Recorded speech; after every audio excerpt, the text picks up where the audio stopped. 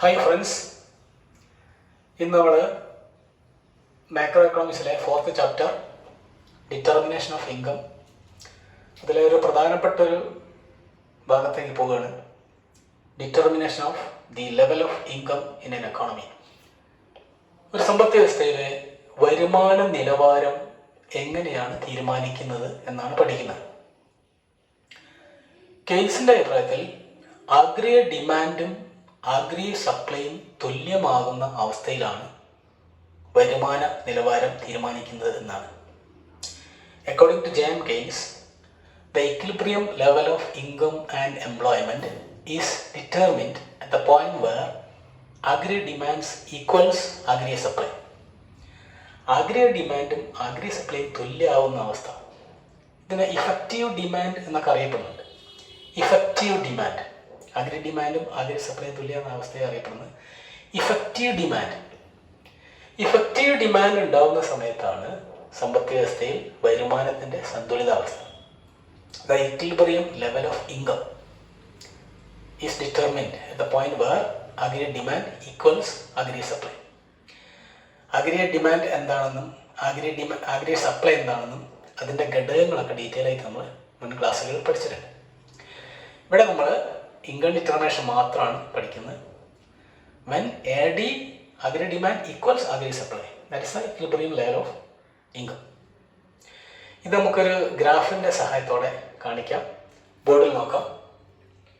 ഇവിടെ എക്സ് ആക്സിസിൽ income level കാണിച്ചിരിക്കുന്നു, വൈ ആക്സിസിൽ aggregate ഡിമാൻഡ് കാണിച്ചിരിക്കുന്നു.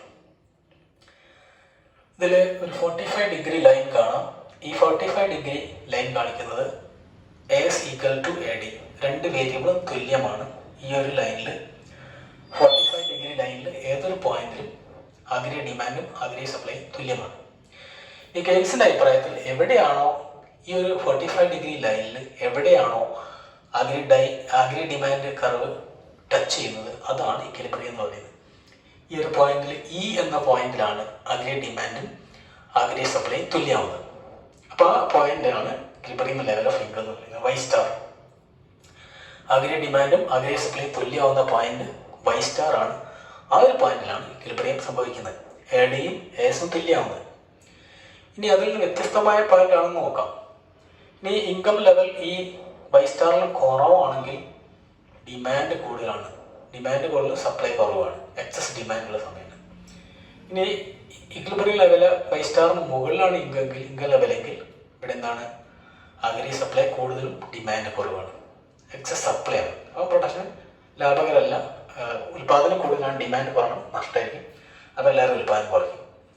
ഈ ലെവലാണെങ്കിൽ ഡിമാൻഡ് കൂടുതലാണ്, സപ്ലൈ കുറവാണ്, അപ്പം പ്രോഫിറ്റബിൾ ആണ് ഫേമിനൊക്കെ, അപ്പോൾ അവർ കൂടുതൽ ഉൽപ്പാദിപ്പിക്കും.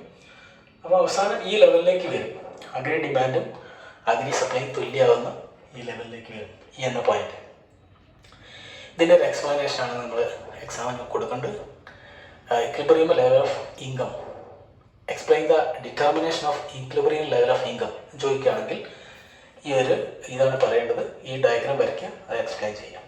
Okay, thank you. സമ്പദ് വ്യവസ്ഥയിലെ സന്തുലിതാവസ്ഥ, the determination of the level of income, അതിൻ്റെ ഒരു മാത്തമെറ്റിക്കൽ ഇക്വേഷനാണ് ഇവിടെ കാണിക്കുന്നത്. Explanation: at equilibrium aggregate supply is equal to aggregate demand. This is the equilibrium condition. AS equal to AD. AS aggregate supply income ആണ് നമുക്കറിയാം.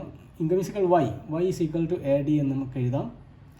Then ഒന്നുകൂടി expand ചെയ്യുകയാണെങ്കിൽ y is equal to AD, അതിൻ്റെ components ഒന്ന് വിശദമായിട്ട് എഴുതുകയാണെങ്കിൽ y is equal to C bar plus I bar plus C into y.